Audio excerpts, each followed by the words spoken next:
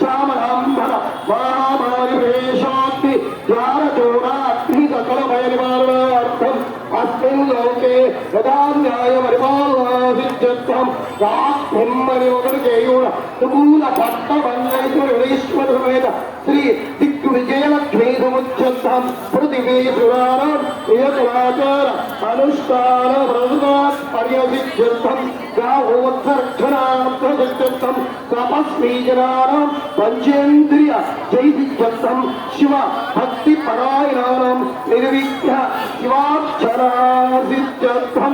దీని యొక్క ఇప్పుడు చెప్పిన సంకల్పం యొక్క అర్థం ఏమిటయ్యా అంటే, మా యొక్క ఇల్లు, మా యొక్క గ్రామము, మా యొక్క దేశము, మా యొక్క లోకము అన్ని సుభిక్షంగా ఉండాలి. జార చోరాగ్ని అంటే జార అంటే దొంగలు భయం రాకూడదు.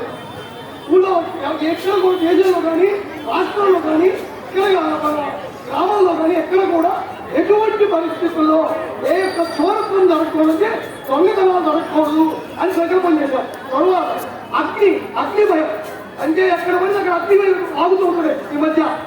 అది కూడా స్వామి అది కూడా జరగకుండా ఈ యొక్క దేశాన్ని, మా యొక్క దేశాన్ని, మా యొక్క గ్రామాన్ని, మా యొక్క రాష్ట్రాన్ని కాపాడు ఆయన అని చెప్పి మనం ఇప్పుడు సంకల్పం చేశాం. ఇంకొక విషయం చెప్తున్నా, దయచేసి ఎవరు ఏమనుకోవద్దు. వచ్చేటప్పుడు ప్రతి ఒక్కళ్ళు కూడా సాంప్రదాయ దుస్తుల్లో రాండి దేవాలయానికి. చిన్నపిల్లలకు కూడా మీరు అలవాటు చేయాలి. ఎందుకయ్యా అంటే మన పిల్లలే రేపటి పౌరులు. అందువల్ల దయచేసి చిన్నపిల్లలకి కూడా అలవాటు చేయండి. చిన్నగా పంచి కట్టడం, పైన కవలేయడం, తర్వాత వచ్చేసి చొక్కా వేసుకుంటే పై కవలేసుకుంటూ వచ్చేటట్టు అక్క చెయ్యండి. చేస్తే దానివల్ల వాళ్ళకు కూడా ఈ యొక్క మన యొక్క సాంప్రదాయాలన్నీ అలవాటు పడతారు. దయచేసి ప్రతి ఒక్కరు అలవాటు చేసుకోండమ్మా.